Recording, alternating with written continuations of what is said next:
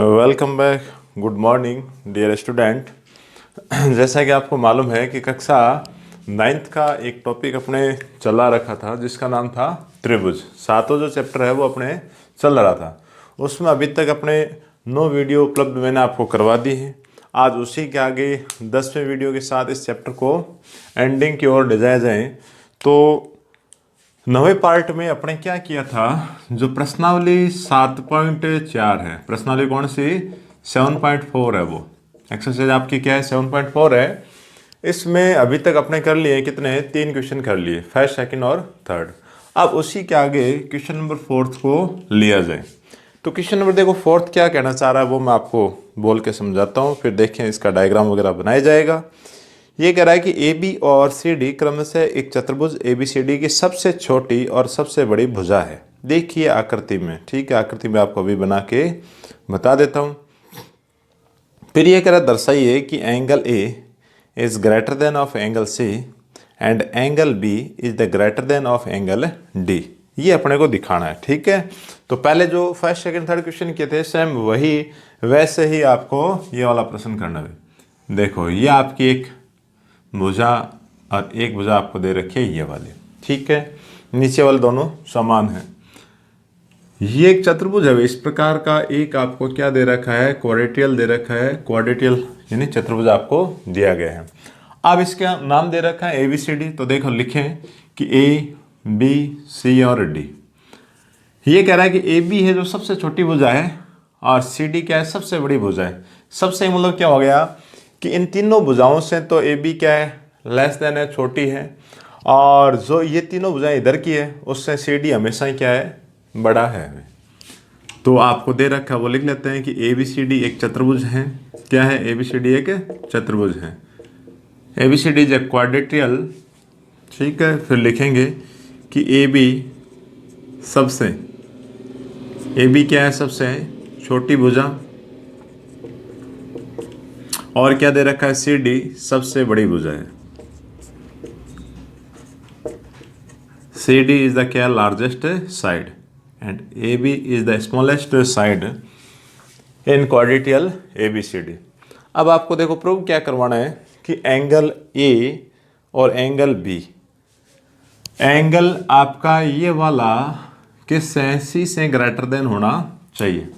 तो देखो आपको क्या सिद्ध करना है, सिद्ध करो। 2 चीज़ें आपको सिद्ध करवानी भाई। एक तो ये कह रहा है कि angle A is greater than of angle C and angle B is the greater than of angle D.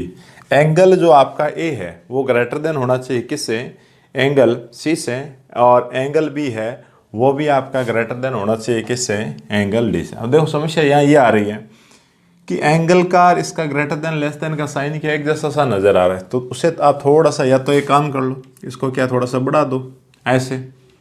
ये ग्रेटर देन का साइन है, मैं इसको क्या थोड़ा सा बड़ा कर देता हूँ, थोड़ा हाईलाइट इसको कर दें अभी, थोड़ा गहरा कर देंगे ताकि इससे क्या है मैच नहीं होगा, ठीक है।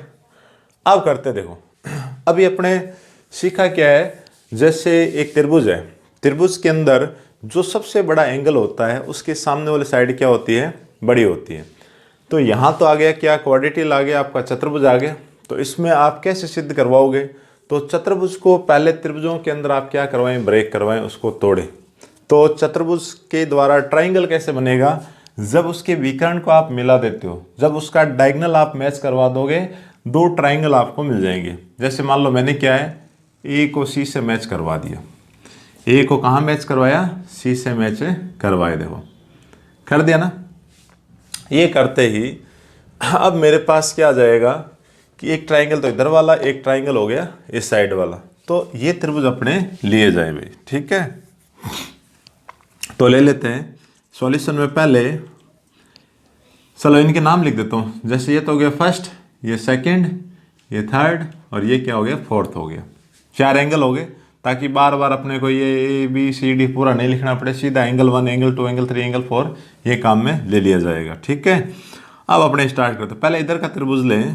कौन सा लेंगे कि त्रिभुज ए बी सी में, इधर वाले त्रिभुज में सबसे छोटी भुजा कौन सी है आपको दे रखी है, प्रश्न में क्या दे रखा है, सबसे छोटी जो साइड है वो आपको दे रखी है, कौन सी है, बी है।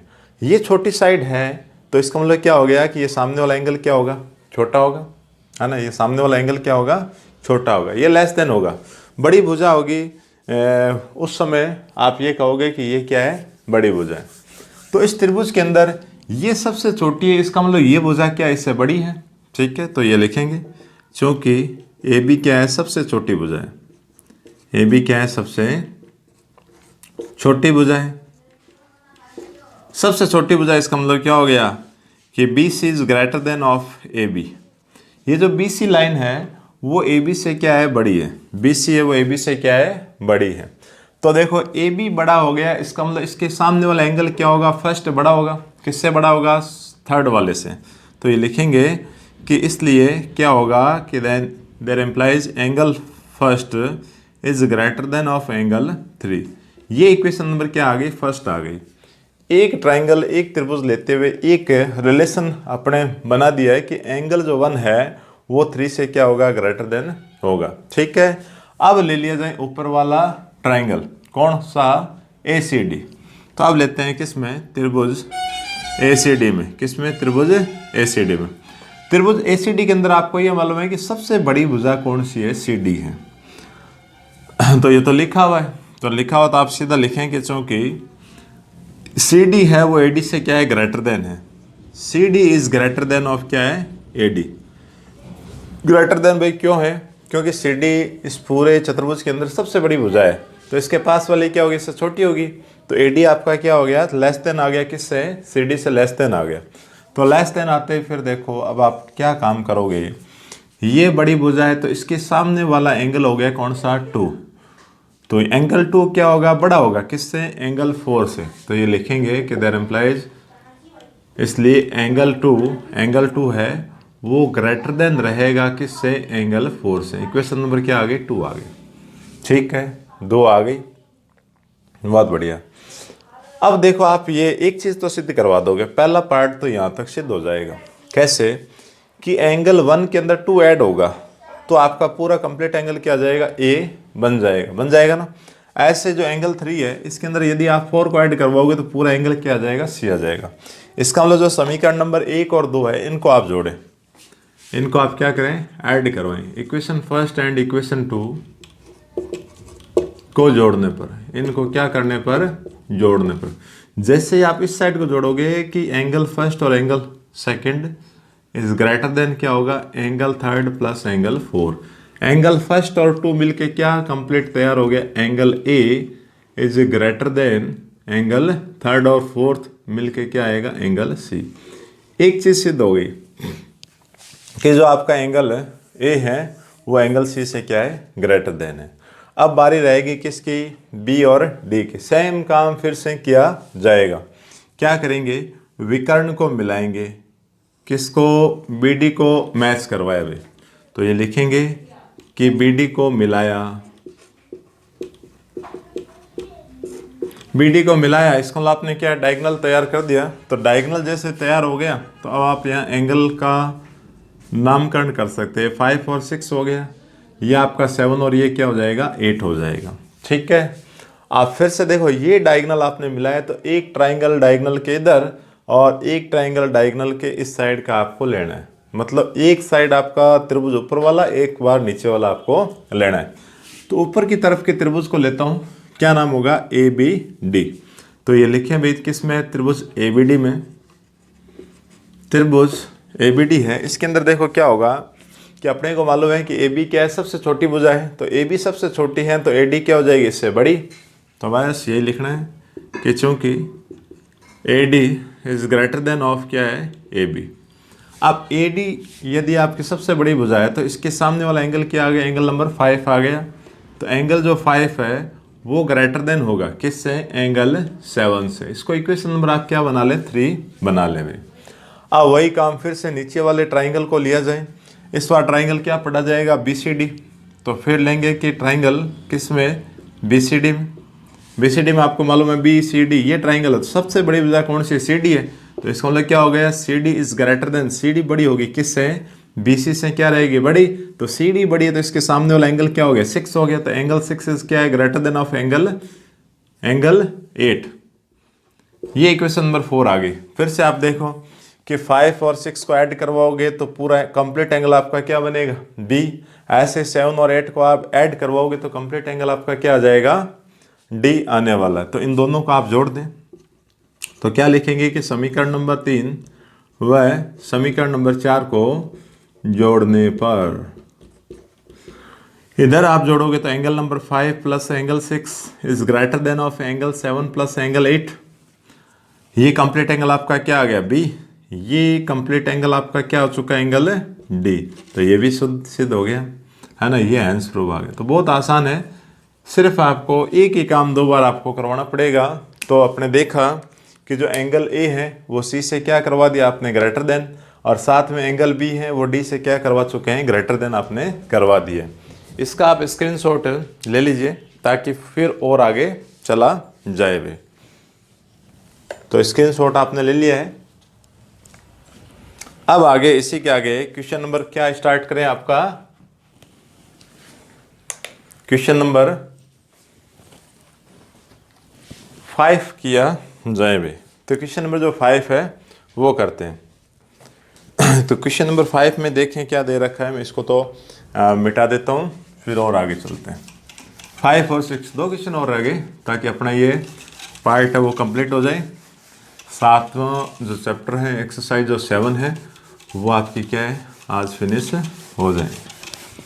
तो आसान है ना, कुछ भी नहीं है, सिर्फ आपको ये ध्यान रखना है कि ट्राइंगल के अंदर जो एंगल सबसे बड़ा होता है उसके सामने वाली जो साइड होगी वो क्या होगी, सबसे बड़ी आएगी। अब पढ़ते हैं अपने क्वेश्चन नंबर 5 को। 5 में ये कह रहा है कि दी गई आकृति में P R is greater than of P Q and P S angle Q P R को समद्विभाजित करता है। तो सिद्ध कीजिए कि angle P S are is greater than of angle P S and Q. ठीक है, देखो कुल मिला के एक ट्राइंगल आपको दे रखा है, मैं आपको यहाँ बना के समझा देता हूँ। ये कह रहा है कि आपका ट्राइंगल एक त्रिभुज है, आपका क्या दे रखा है, पी क्यू आर। यहाँ एक साइड आपको एक लाइन आपको और दे रखी है, पी एस क्या दे रखी है, पी एस आपको दे रखी है। ठीक है, अब ये कह रहा है कि जो पी क्यू क्या कह रहा है, ये आपको P R greater than of P Q. P R है वो ग्रेटर देन है किसकी, पी क्यू की। ये जो साइड है वो इससे क्या आ रही है, बड़ी आ रही है। ठीक है, एक तो मैटर ये दिया हुआ है, दूसरा आपको ये भी दे रखा है कि पी एस है जो एंगल क्यू पी आर को समद्विभाजित करती है, कौन सी है, पी एस। और क्या दे रखा है कि पी एस किसको, एंगल क्यू पी आर को समद्विभाजित करती है, समद्विभाजित करती है। ठीक है, ये आपको दिया हुआ है। तो कुल मिला के ये जो एंगल फर्स्ट बना सकता हूँ मैं, इधर वाले के एंगल में क्या लिखूँ, सेकंड लिखूँ। तो इसका मतलब ये हो गया कि एंगल फर्स्ट है वो एंगल सेकंड के क्या है, इक्वल है। ये अपने को दे रखा है। ठीक है, समद्विभाजन हो रहा है, मतलब दोनों साइड के एंगल आपस में क्या है, बराबर अपने को दिए हुए। अच्छा, और सिद्ध क्या करना है कि एंगल पी एस आर, सिद्ध करना है कि angle P S are is greater than of angle P S Q. ये अपने को सिद्ध करना है, ये दे रखा है सिद्ध करने में कि पी एस आर ये वाला एंगल, ठीक है, बड़ा होना चाहिए किससे, पी एस क्यू से। इससे क्या होना चाहिए, बड़ा होना चाहिए। तो कुल मिला के आपको मैटर ये वाला सिद्ध करवाना है। तो ये वाला सिद्ध अपने कर सकते हैं ना, कोई दिक्कत नहीं आएगी। तो भाई करवाएं, कैसा कुछ क्या रहने वाला है वो देख लिया जाए, क्योंकि एंगल कौन सा बड़ा होगा कौन सा छोटा होगा। ठीक है, अब आप ये देखें कि एक मैटर आपको ये वाला दिया हुआ है, मैं पहले उसी को लिख देता हूँ। ठीक है, क्या दे रखा है कि ये जो मैटर दे रखा है, मतलब ये कह रहा है कि जो पी आर है वो ग्रेटर देन है किससे, पी क्यू से। किससे, पी क्यू से ग्रेटर देन है आपकी। ठीक है, तो अपने इन दो को काम में ले सकते हैं, इन दो को काम में ले सकते हैं। कैसे कि चूंकि P R is greater than of P Q, तो क्या होगा, ये भुजा बड़ी होगी तो पूरे ट्राइंगल में यदि आप देखोगे तो ये वाला जो एंगल है वो ग्रेटर देन होगा इधर वाले एंगल से। तो क्या होगा, एंगल आपका P Q S, P Q R ले लो चाहे पी क्यू एस ले लो, एक ही चीज़ है। पी क्यू आर ले लो पूरा, ताकि पूरे त्रिभुज का आप देखना चाह रहे हो। ये रहेगा बड़ा किससे, पी आर क्यू से, पी आर क्यू से बड़ा रहने वाला है। ठीक है, मैं थोड़ी सी जगह छोड़ता हूँ ताकि यहाँ इसको एडजस्टमेंट करवा के लिखा जाएगा। अब देखो बारी आ जाती है कि ये जो एंगल है ये अपने को लेने, ये एंगल कब लिए जाएंगे, जब आप इसमें दो ट्राइंगल बनाओगे, दो ट्राइंगलों को पढ़ोगे। पहला जैसे पी एस क्यू इधर वाला, फिर पी एस आर उस साइड वाले ट्राइंगल को आप देखोगे तो मैं ले लेता हूँ, देखो पहले इधर वाला कि ट्राइंगल त्रिभुज किस में, पी क्यू एस में। आप इस ट्राइंगल में देखें कि त्रिभुज के अंदर का ये कोण आपको दे रखा है, इसका मतलब अंदर के जितने भी कोण हैं उन सबको यदि आप जोड़ दोगे तो उनका योगफल क्या आना चाहिए, 180 आना चाहिए। तो वही सिद्धांत मैं यहाँ लगा रहा हूँ कि एंगल कौन सा, पी क्यू एस ये वाला एंगल, फिर प्लस एंगल कौन सा, P S Q, angle P S Q इधर वाले सेकंड, पहले ये लिया मैंने फिर ये वाला लिया। अब मैं ले लेता हूँ सीधा, इसको क्यों नाम लिखे, एंगल फर्स्ट आपने लिखा हुआ है तो एंगल फर्स्ट, ये क्या रहेगा 180 आएगा ना। इक्वेशन नंबर देखेंगे फिर आगे बना लेंगे। ठीक है, इसको एक काम करो, आप 2 लिखो एक बार ना, फर्स्ट मैं ऊपर बनाऊंगा इसको थोड़ा सा आपको समझा के फिर मैं बना देता हूँ। ठीक है, अब अपने दूसरे वाले ट्राइंगल को पढ़ा जाए, उस साइड वाले को पी आर एस को, किसमें, ट्राइंगल किसमें, पी आर एस, त्रिभुज पी आर एस के अंदर। पहले आप ये वाला एंगल पढ़ लीजिए, पी आर एस इसे ले लो कि angle P R S plus angle P S are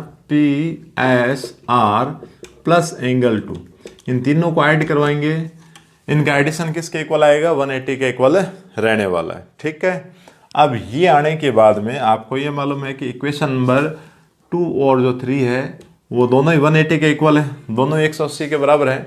तो क्या ये वाला पार्ट इधर वाले पार्ट के इक्वल लिख सकते हैं, बिल्कुल लिख सकते हैं भी। तो क्या लिखेंगे, समीकरण नंबर 2 व 3 से।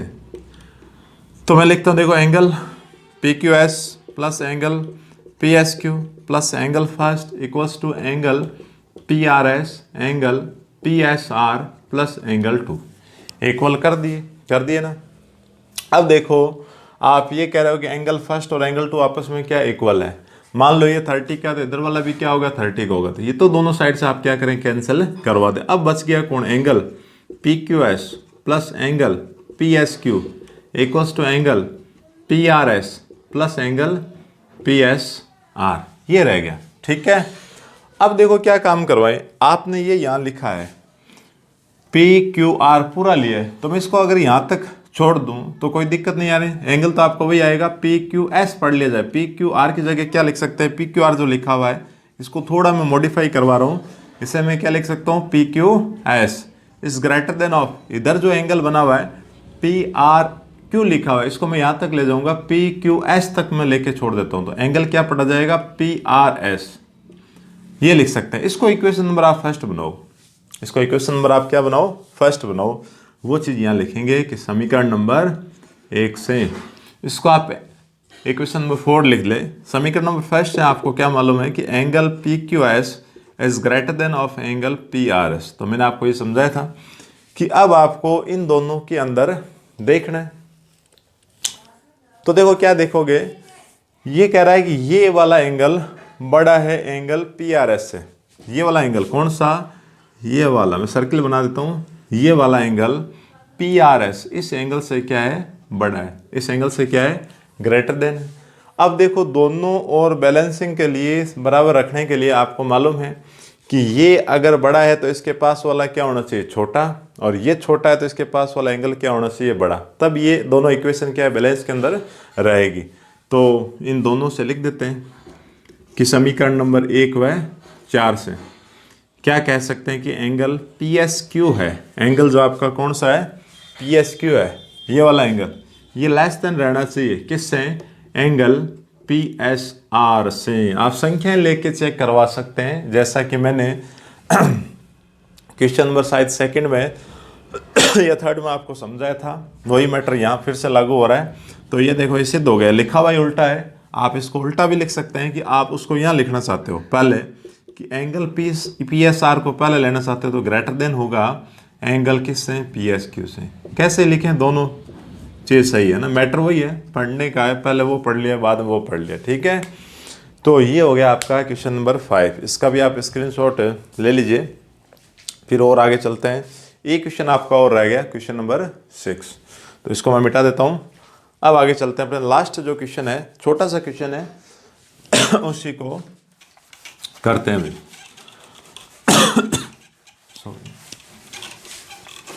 जो क्वेश्चन नंबर 6 है उसमें देखो वो क्या पूछना चाह रहा है, वो कह रहा है कि दर्शाइए कि एक रेखा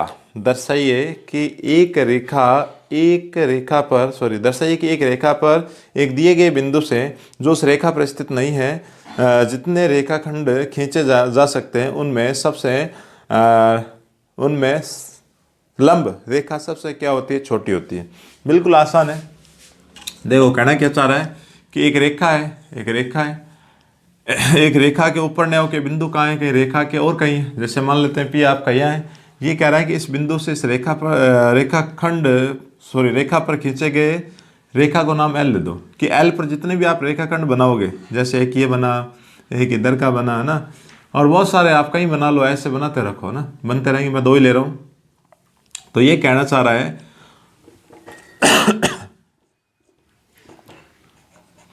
ये पूछना चाह रहा है कि आप बिंदु P से रेखा L पर यदि लंब डालोगे, जैसे मैंने बनाया है, क्या है, PM है, ये सबसे छोटा है, बाकी सब रेखाखंडों से क्या है, सबसे छोटा है। तो मैंने एक रेखाखंड और लिया, कौन सा, PN लिया। तो भाई लंब अगर आपने बनाया तो 90 डिग्री का ये एंगल आ गया, तो आपका ये क्या बना, एक समकोण त्रिभुज बना। तो साफ सी बात है कि कर्ण है ये सबसे बड़ा होगा। अब आपको ये बताना है, क्या बताना है, 1-2 लाइनें लिखनी है कि रेखा L पर बिंदु P से लंब PM खींचा, ये आपने खींचा, ठीक है।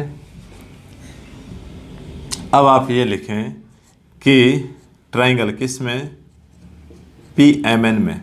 इस ट्राइंगल में आप ये देखोगे कि त्रिभुज आ गया, तो अपने को ये मालूम है कि angle P plus angle M plus angle N, ये तीनों क्या रहने वाले, 180, क्या रहेंगे, 180।